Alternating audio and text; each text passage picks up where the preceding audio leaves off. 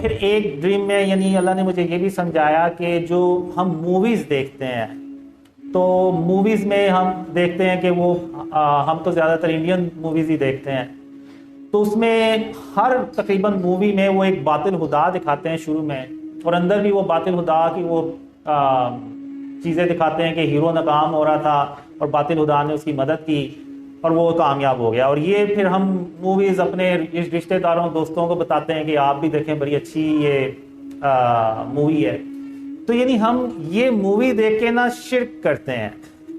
ایسا شرک جس کا ہمیں پتہ ہی نہیں ہے۔ اب اللہ جو ہے نا وہ تمام جہانوں کا رب ہے، تو فلم بے شک ایک وہ فیک سٹوری ہے، فیک جہان ہے، اس کا بھی رب اللہ رب العالمین ہی ہو سکتا ہے اور کوئی نہیں ہو سکتا۔ تو اس میں بھی اللہ کی وحدانیت ہی دکھائی جائے تو ہم وہ مووی دیکھیں، ورنہ ہم وہ مووی نہ دیکھیں، کیونکہ وہ بھی پھر وہ شرک کے زمرے میں آئے گی۔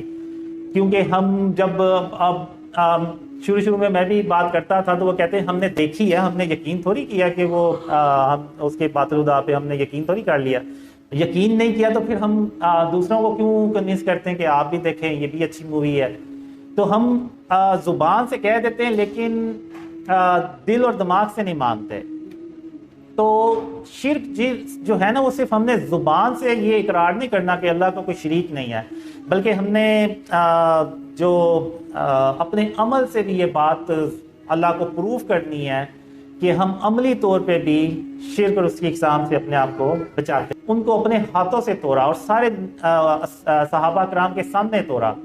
اور یہ پوری امت کے لیے قیامت تک کے لیے میسیج دے دیا کہ آپ نے بھی بت شکن بننا ہے،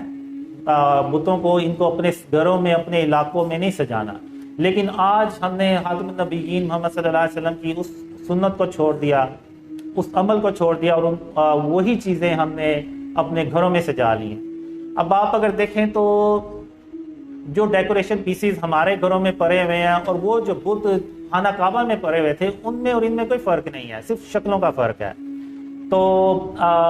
باقی وہی چیز ہے۔ تو آج ہمیں اس چیز کی ضرورت ہے، اور اللہ نے مجھے بہت خوابوں میں بتایا کہ اللہ میری صرف اس لیے مدد کر رہا ہے کہ میں نے شرک اور اس کی اقسام سے اپنے آپ کو بچانا شروع کر دیا۔ تو اللہ کو وہ جو کوشش تھی نا وہ اللہ کو پسند آ گئی، حالانکہ میں بھی ابھی مکمل طور پہ نہیں